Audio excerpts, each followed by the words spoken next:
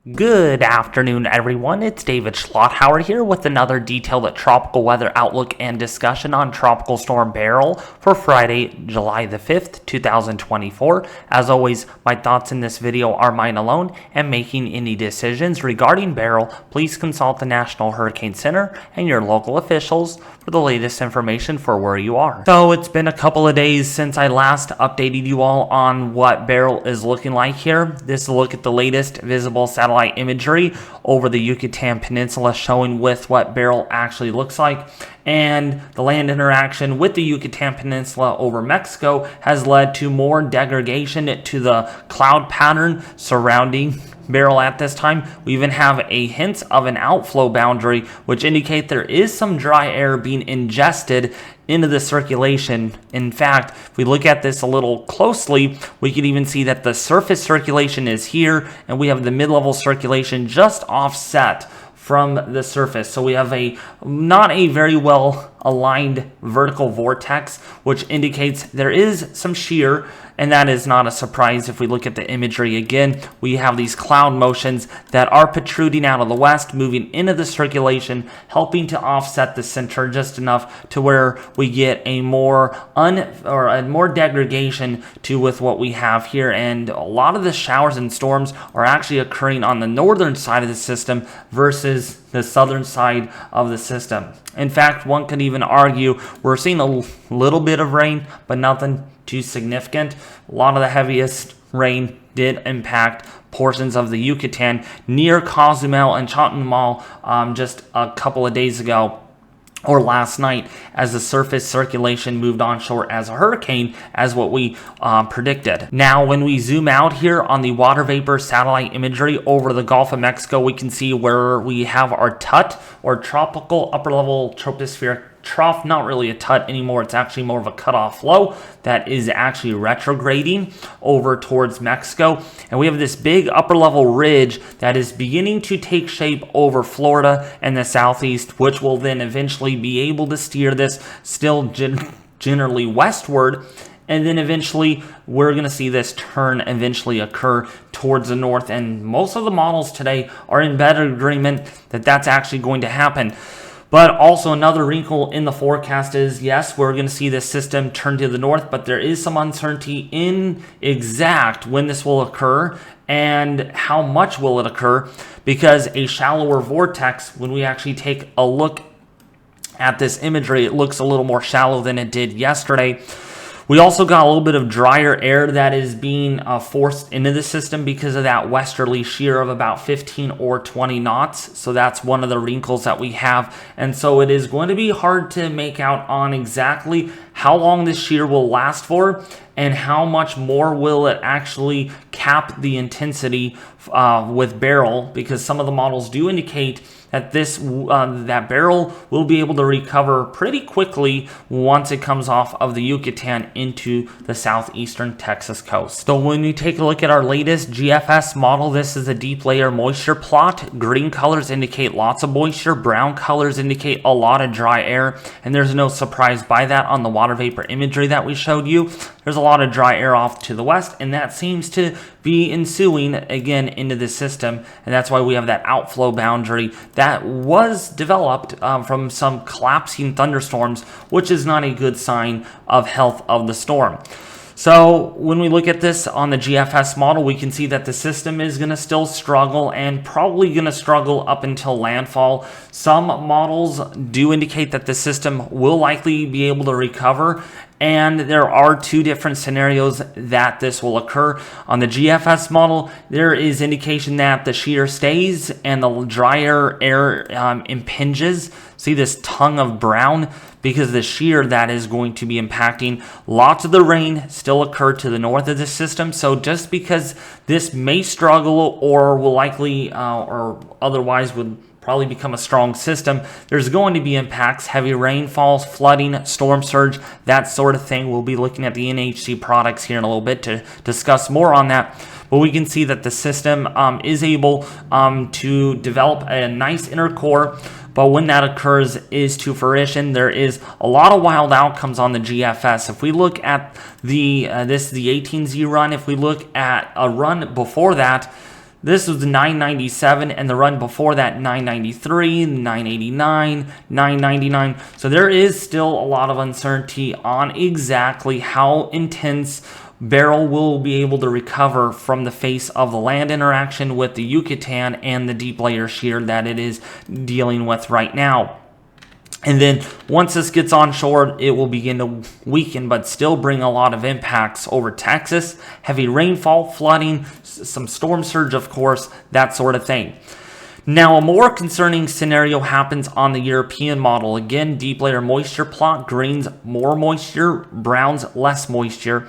And we can see going forward here on the European model forecast, we can see that the system is able to develop an inner core sooner, and sooner could really be a big problem because as we go forward in time, we can see the pressure values here drop because we now have an inner core structure that is able to develop. But it won't be long before landfall over southeastern Texas. We may get another trough that comes out of the off the Rockies that might help to impinge westerly flow on the system. And remember, shear is a consequence of upper level winds doing this and the low level steering flow is doing this. So you're getting more of a more northwesterly shear component on this, because you got to think that if your storm motion is this way, you get westerly shear. That's more actually a west-northwest or northwesterly shear over this system. And you can see how that really helps to tear apart the system. So first it becomes westerly shear and then southwesterly after that, as we can see some of the moisture get degraded at the end of the model run.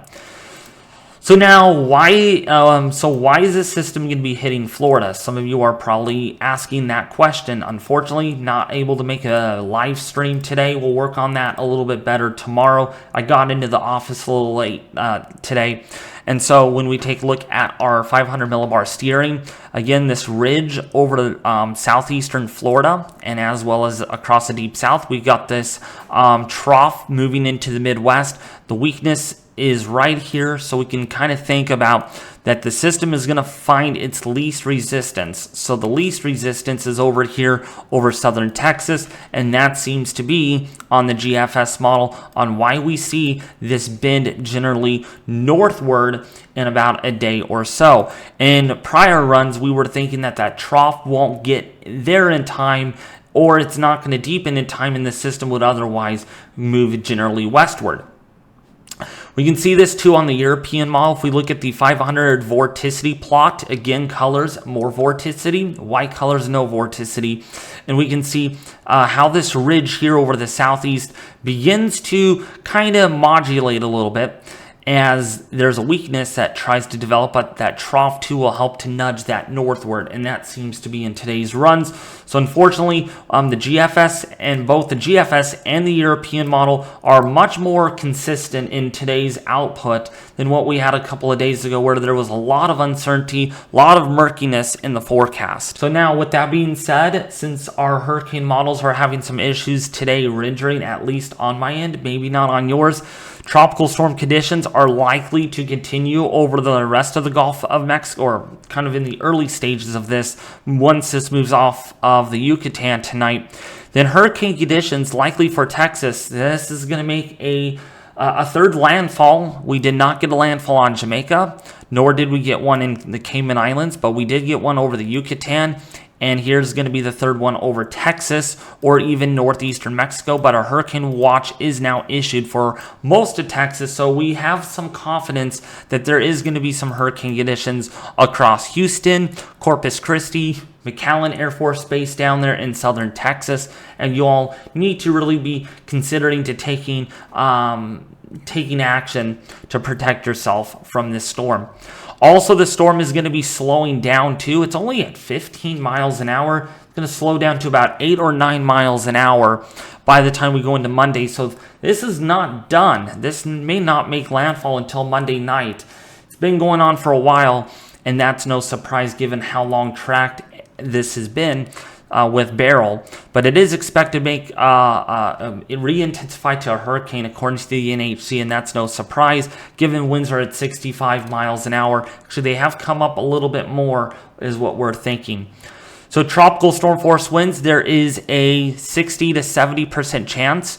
Right now, this just came out not long ago, so a 60 to 80% chance of tropical storm force winds over McAllen Air Force Base in Texas, as well as Corpus Christi. And near Houston, there is a 30 to 40% chance of tropical storm force winds, and those would likely come in on Sunday morning into Sunday night.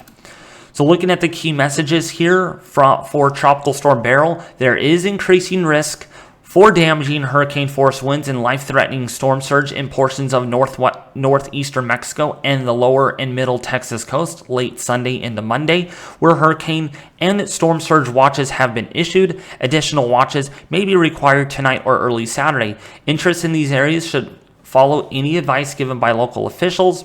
And number 2 is flash and urban flooding are possible across portions of Texas, Gulf Coast, and eastern Texas from Sunday through the middle of next week.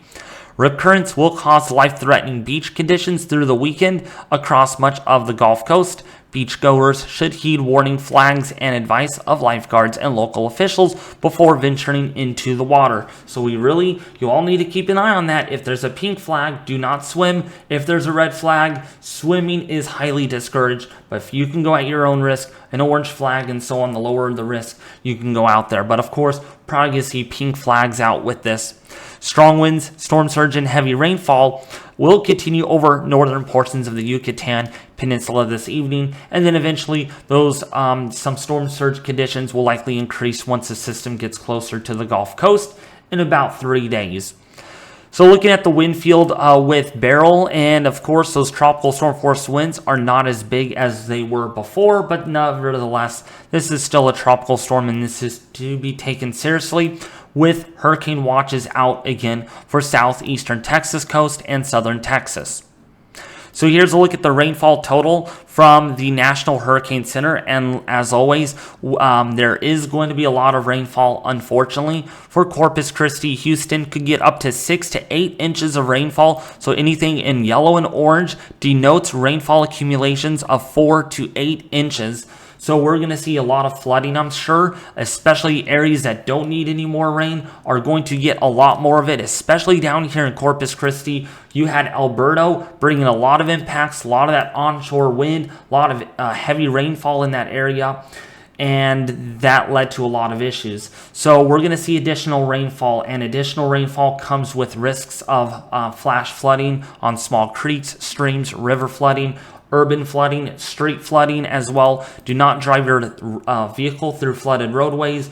Always turn around and do not drown, because a lot of deaths do occur and a lot of rescues happen when people do not turn around and don't drown, and they decide, let's just drive through this road even so it's maybe 2 or 3 feet deep, which, by the way, your car, water's halfway up your car at that point. And if there's any flowing water, your car could be swept away. We don't want any rescues because people don't listen. So here's a look at the storm surge forecast. It is not just about heavy rainfall with this storm that you're going to be dealing with, but it's also going to be the immense amount of storm surge that this system is going to have with it. And remember, this is a 3-day forecast because we're 3 days away from the landfall, potentially maybe even 3.5 or so. And so we can see Corpus Christi Bay about 3 to 5 feet. If you're down here near the mouth of the Rio Grande area, 2 to 4 feet, and then up to maybe 3 to 5 feet over Montagorda as well as Sargent. But we all got to understand, as we get closer to the forecast and closer to the time of landfall, these storm surge numbers will probably end up going up, especially if there's a chance that Beryl is able to quickly intensify, not rapidly. Quickly and rapidly are two different things. I don't think this is going to rapidly intensify, but it could intensify at a fairly quick pace, potentially to a Category 2 hurricane. So therefore, storm surge watches are issued for the southeastern coast of Texas. And if we take a look at our flood risk, there is a slight risk for flooding over much of eastern and southeastern Texas. Louisiana, Shreveport, Little Rock, and Oklahoma are under slight risks for heavy rainfall and flooding. So looking at the intensity forecast, let alone from the National Hurricane Center, as always, right now, 65 miles an hour. It is inland, and then it's going to be over water tonight with winds of 60 miles an hour. And then here it is again at the coast, potentially in about 3 days. We could be looking at an 80 to 90 mile an hour hurricane, but some of the models like the H-WRF and H-MON are a bit bullish and want a major hurricane at landfall, which could be the ceiling of this system theoretically, since this is going to be moving over optimal conditions, warm sea surface temperatures near the upper end of climatology. And then once this moves onshore again, weakening will happen, but don't think about that too much because heavy rainfall will be a long-lasting threat. Even so, this is a tropical depression. So now that we talked in great detail on what Beryl is going to do as it gets closer to the Texas coast, remember, a hurricane watch is issued for southeastern and southern Texas coast. Please take this seriously, folks. A watch means hurricane conditions are possible but are not expected. Because of this situation, we will have to really keep an eye on this. This is a fragile situation. We may be able to live stream tomorrow and from here on out until the date of landfall over the southeastern Texas coast. So, as always, please follow advice from your local officials and local authorities, from the National Weather Service and the National Hurricane Center as well. I can only do my part at making sure you all are prepared for the worst situation, as this could change in a hurry. As always, thank you all for watching. Please consider subscribing if you did like today's tropical weather outlook and discussion on Beryl, and also hit that like button if you did enjoy the discussion. Share this video with your family and friends on social media, and hit the bell notification icon if you did subscribe to the video. Anyways, thank you all for watching. I'll see you back here tomorrow.